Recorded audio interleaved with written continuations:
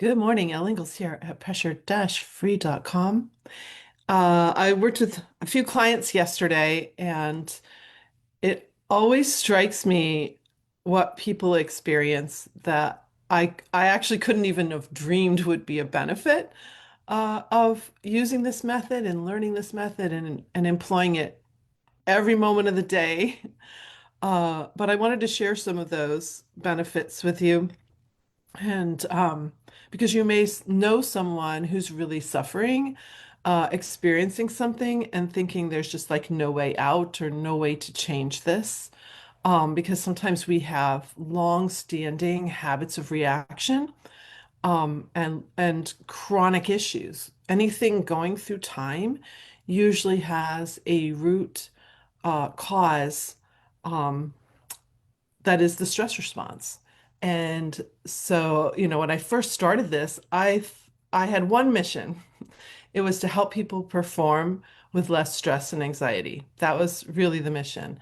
So whether it was on stage, on the baseball field, on the ice hockey rink, um, whatever in a board meeting, whatever people are doing, to do it without triggering the stress response. That was my mission. But very quickly on, people were sharing things that were happening. Things were happening to me. If you've followed me for a while, you know some of the things for me, but I'll share them here.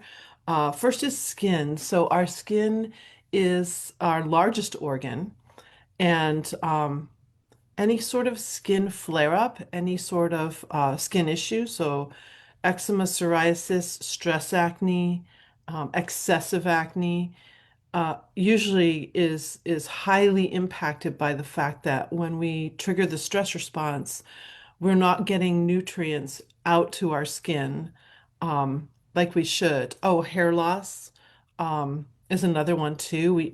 This is one of the last places where the nutrients can get, and so if we've shut down our digestive system, no matter what foods we eat and how well we eat, we're not actually getting the nutrients out the way we could. And so for me, the first thing that happened, and I noticed it about 8 weeks in, was that I had eczema for 35 years, cracked bleeding knuckles, and my knuckles completely healed.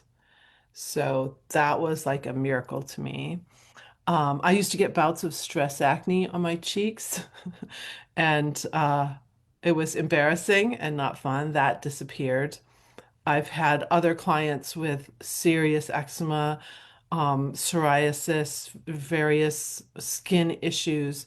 And if they diligently use this method, then finally our skin cells get to be powered up again and get to be healthy again.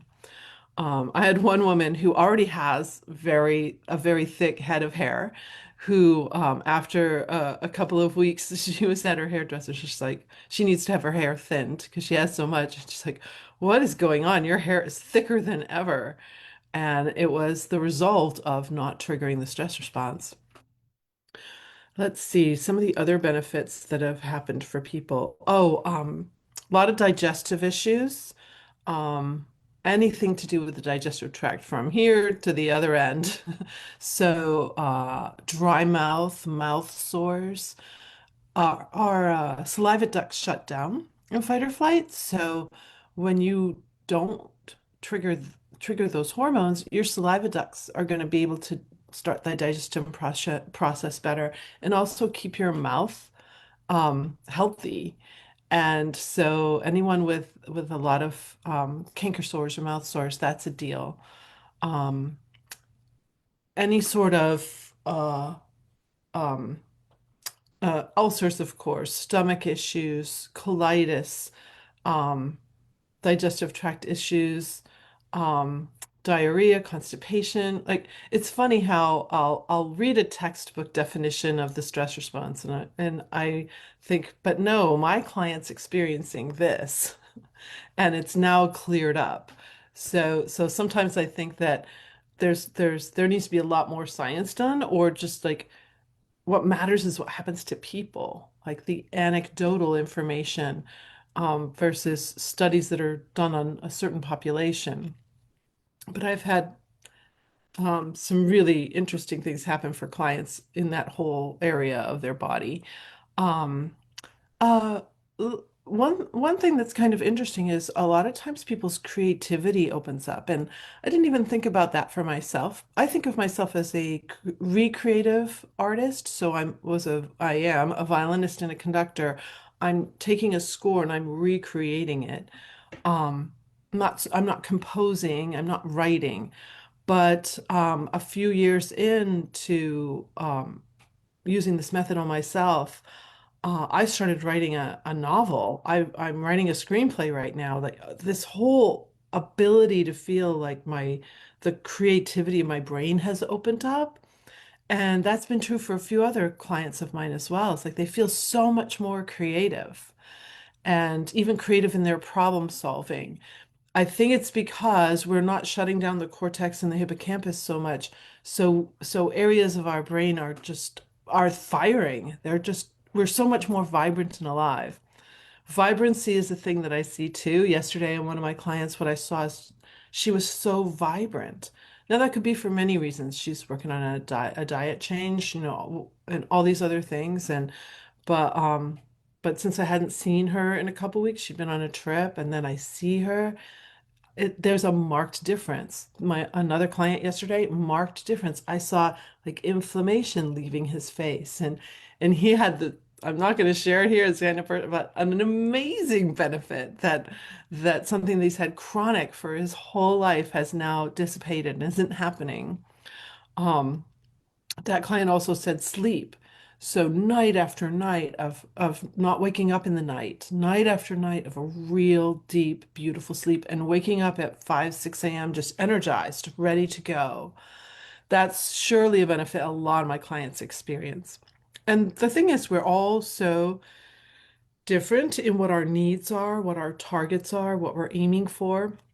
And we're also different in how stress presents in us, which I think that's why there's a lot of judgment around stress. For example, someone would say, "Oh, I'm so nervous about this," and another person might think, "Why are you nervous about that? It's no big deal." But it is a big deal for that individual.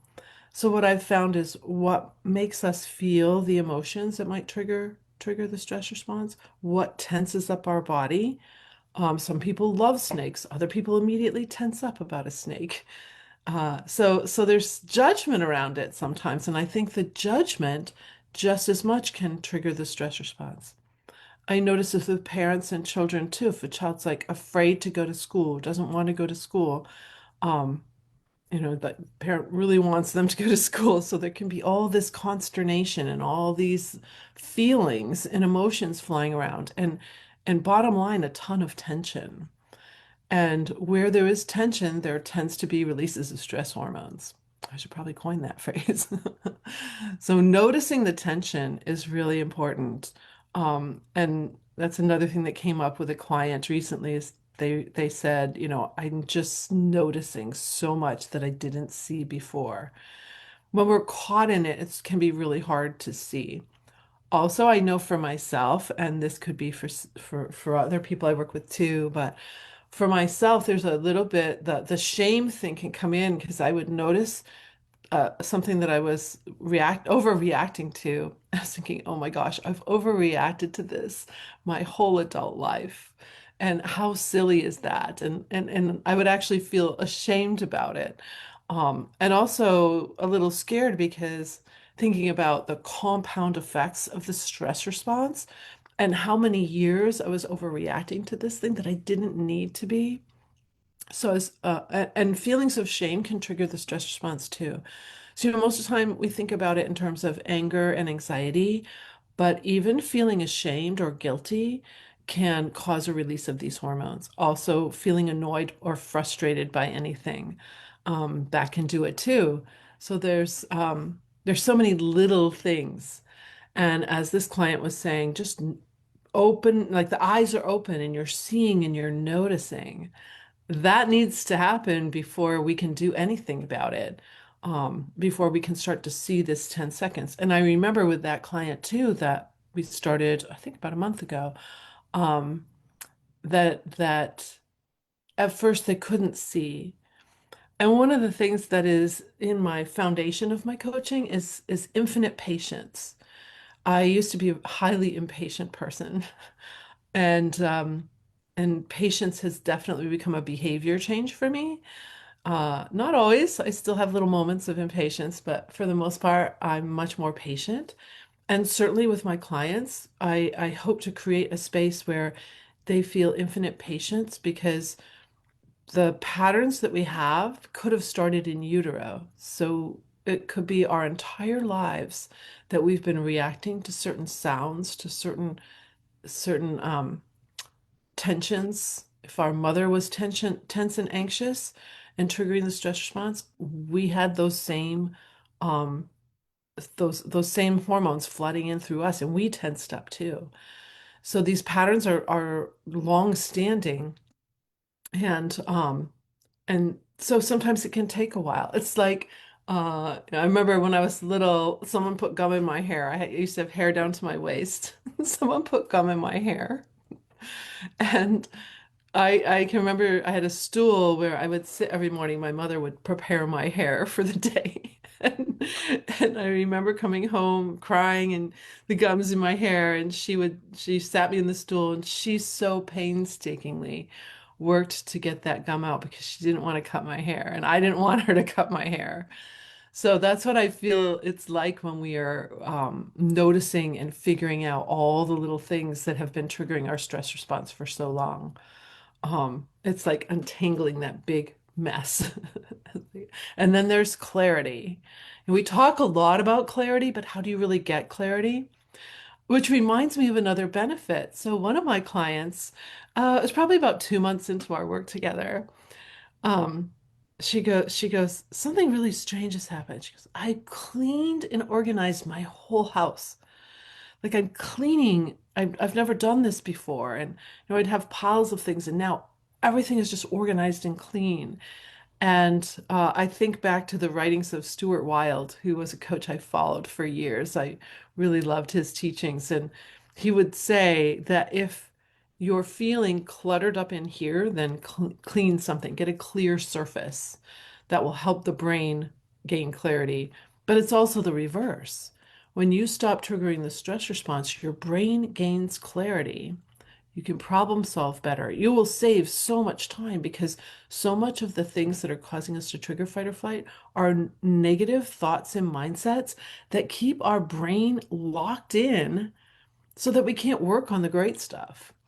And so when the brain gets more clear, then you might find that you're keeping your home much more clean. Your desk is cleaner. I remember when I first started asking certain people to be my mentors, and I actually went into a big mentorship with the best-selling author Robert Allen. And when I would visit their homes, when I would see where they lived, these people that I had chosen to work with me, um, Robert Allen in particular, his office intrigued me. So his office, he had a main office at the home he was living in at the time.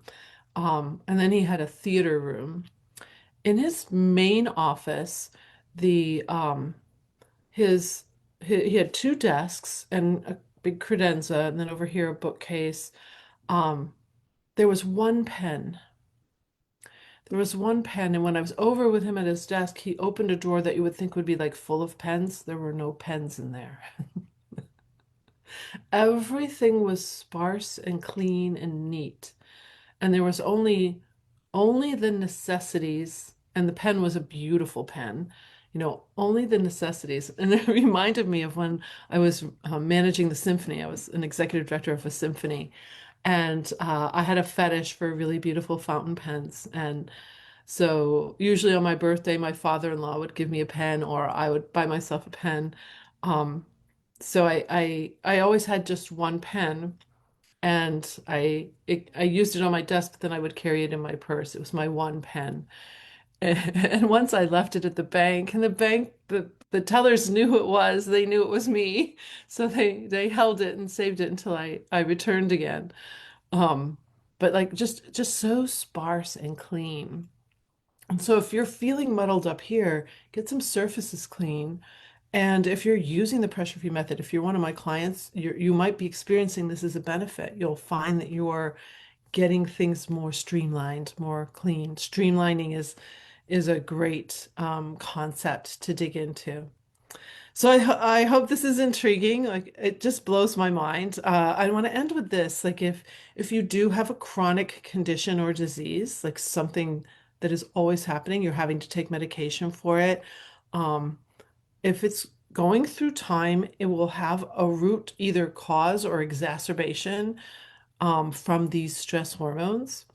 And so if we can get to the root of that, if we can untangle that, I can't make any promises, but it's fascinating what can happen with the human body, how the human body will regenerate and rejuvenate and heal. If we can get to the root of what's causing you to trigger the stress response. For example, thyroid issue, what if it's a stress response issue? Like, what if we can clean that up first? Autoimmune disease, allergies, asthma, stress-induced asthma. Stress-induced asthma, okay, is caused by the stress hormones. The throat tightens. Some people experience that, and it's hard to even speak. So I just wanted to throw that out at the end here because I think that's pretty interesting. I wish you a great pressure-free day.